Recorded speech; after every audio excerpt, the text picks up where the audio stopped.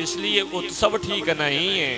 अब तो एकांत गौशाला में चलो, वहां हम बच्चों का नामकरण संस्कार करेंगे। भगवत प्रेमियों, आज मैया रोहिणी, मैया यशोदा दोनों बालकों को लेकर के गर्गाचार्य जी के पास में गौशाला में जाती हैं। लेकिन ये जो देवियां होती हैं, ये परीक्षा लेने का बहुत प्रयास करती हैं। इन दोनों देवियों ने मन में विचार किया, चलो बाबा की परीक्षा लेनी चाहिए, ये कछु जाने कि वैसे ही ढोंगी बाबा हैं, तो क्या करें। तो रोहिणी का बालक जो बलराम था वह मैया यशोदा ने ले लिया, और मैया यशोदा का जो बालक है वह मैया रोहिणी ने ले लिया, और लेकर के भगवत प्रेमियों गर्गाचार्य जी के सामने पहुंच गई। आज जैसे ही भगवत प्रेमियों गर्गाचार्य जी महाराज ने ध्यान लगा करके देखा तो समझ गए ये परीक्षा लेने के लिए आई हैं। भगवत प्रेमियों, तो आज गर्गाचार्य जी महाराज नामकरण संस्कार करते हैं कि इनके नाम अनेक अनुपा, मैं नृप कहूं सुमति अनुरूपा। अरे बाबा, इनके नाम अनेकानेक हैं, लेकिन हम अपनी मति के अनुसार एक दो नाम इन बालकों के रखते हैं। भगवत प्रेमियों, पहले तो गर्गाचार्य जी ने मैया यशोदा की तरफ इशारा किया कि बाबा, यह जो बालक है जो रोहिणी का है, यानी बता दिया कि तुम परीक्षा के लिए आई हो, और हमने दोनों को पहचान लिया है कि एक दूसरे का बालक आप लोग लिए हुए हो। तो संकर्षण बलभद्र रामा, ओ कहे तीन अग्रज के नामा। मैया यशोदा की गोदी में जो बालक दिखे, ये बालक मैया रोहिणी को है, और यह बालक बल में अधिक होगा, इसलिए नाम इसका बलराम होगा। और यह बालक एक गर्भ से खींच करके दूसरे गर्भ में ले जाया गया है, इसलिए इसका नाम संकर्षण भी होगा, और कुछ लोग इसे केवल राम भी कहेंगे।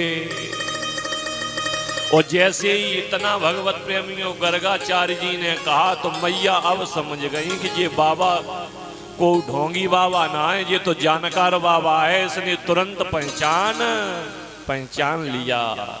देखिए भगवत प्रेमियों, ज्योतिष जो है यह एक सटीक ग्रंथ मान के चलिए। ज्योतिष का जिसने अध्ययन किया है वह तुरंत बता देगा कि जीवन में कौन सी घटना घटित होने वाली है। लेकिन आज के समय में कलयुग के प्रभाव से कुछ ढोंगी लोग ज्यादा हो गए। दो चार बातें सीख ली और बस बन गए महाराज, और बताना प्रारंभ कर दिया।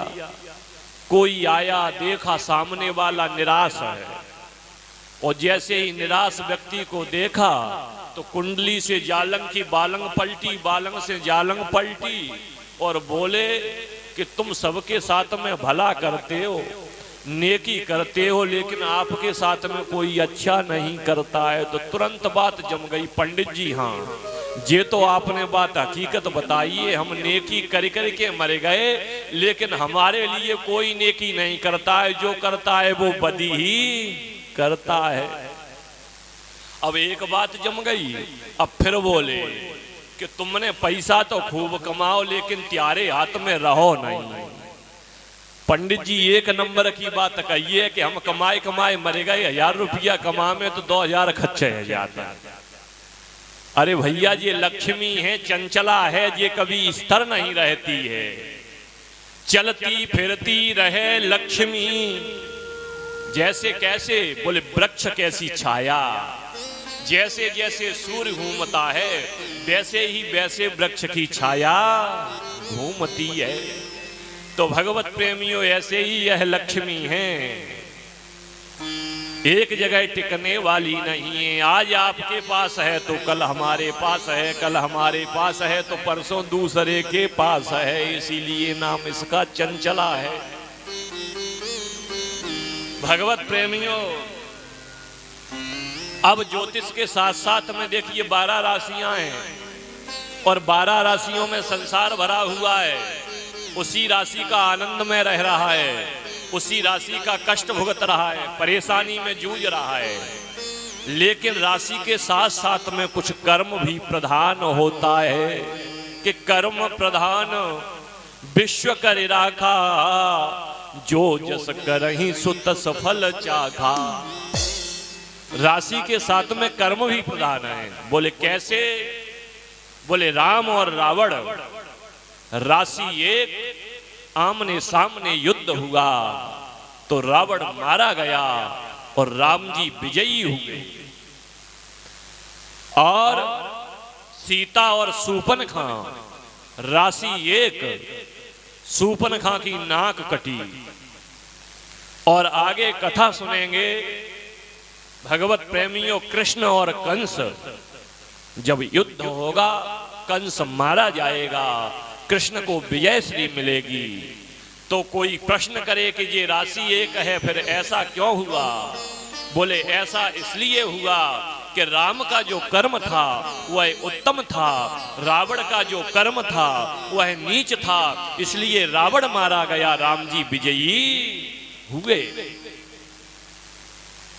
लेकिन भगवत प्रेमियों, वैसे हालांकि में रावण का कर्म गलत जरूर था, वो भी श्राप के बस था, क्योंकि द्वारपाल हरि के प्रिय दोऊ, जय और विजय जान सब को। महात्माओं ने श्राप दिया था कि तुम्हें राक्षस होना पड़ेगा। तो जब राक्षस होने का श्राप ही लगा हुआ है तो फिर तो राक्षसी कर्म उन्हें करना ही पड़ेगा।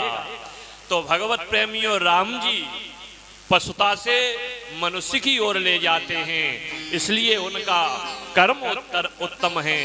और रावण जो है भगवत प्रेमियों, वह मनुष्य से पशुता की ओर ले जाता है, इसलिए उसका कर्म नीच है। ऐसे ही कंस का कर्म खराब रहा, यज्ञ बंद कराए, हवन बंद कराए, गौ सेवा बंद कराई, संतों की सेवा बंद कराई, तो भगवत प्रेमियों उसका परिणाम उसे मिला और कृष्ण विजयी हुए। तो कहने का यही भाव है भगवत प्रेमियों, यदि कर्म अपना उत्तम है और प्रभु के सानिध्य में बने रहोगे, किसी गुरु के सानिध्य में बने रहोगे, तो आपको हमेशा विजय श्री मिलती रहेगी। आपको हार का मुंह नहीं देखना पड़ेगा। यदि आपका कर्म गलत है, कर्म गलत वही नहीं होता है कि बोले रावण ने किया, दूसरे की देवी का हरण किया। कर्म गलत यह भी है, बोले मुर्गा मिल गया तो गोविंदाय नमो नमः, मछली मिल गई तो गोविंदाय नमो नमः, बकरा मिल गया तो गोविंदाय नमो नमः। अरे भैया, हमसे और आपसे तो पशु चतुर होता है। शेर मांस मदिरा को खाता है तो वह अन्न नहीं खाएगा, बैल घास को खाता है तो वह घास खाएगा।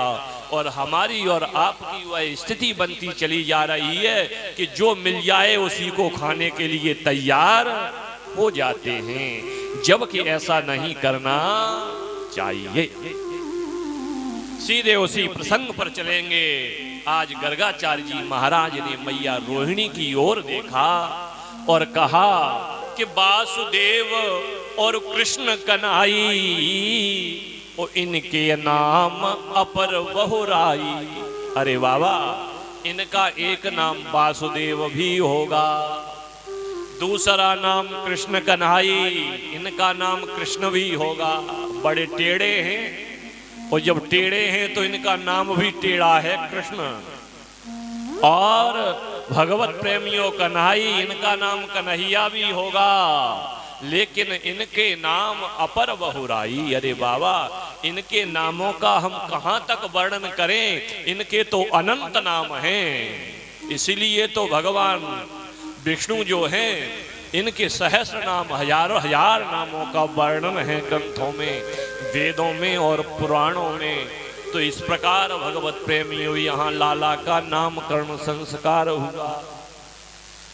लेकिन मैया जो देवकी है भगवत प्रेमियों, वह कारागार में है। तो कारागृह में मैया देवकी व्याकुल हो रही है। आज क्यों हो रही है? बोले मैंने लाला को जन्म दिया, लेकिन दुष्ट कंस के भय से मैंने उसी दिन लाला को गोकुल भेज दिया, और जिस दिन से लाला का प्राकट्य हुआ है उस दिन से हमें लाला का दर्शन नहीं हुआ है। तो इसकी अनुभूति आप सब लोग जानती हैं। क्यों? क्योंकि मैया का जो प्रेम बालक के प्रति कितना होता है, ये सब आप लोगों को ज्ञात है। मैया व्याकुल होने लगी, रोने लगी, आंखों से अश्रुधारा प्रवाहित होने लगी, मन में विचार करने लगी कि मेरे लाला का नामकरण संस्कार हो रहा है और मैं कितनी अभागिन निकली जो उस उत्सव में सम्मिलित नहीं हो सकती। तो मैया विचार करने लगी कि पंख जो होते मैं उड़ जाती नंद बाबा के द्वार, उमड़ घुमड़ मेरो जियरा आवे, बहे दूध की धार, लाल मेरो रोवत होएगा, मुँह तो सोवत होएगा।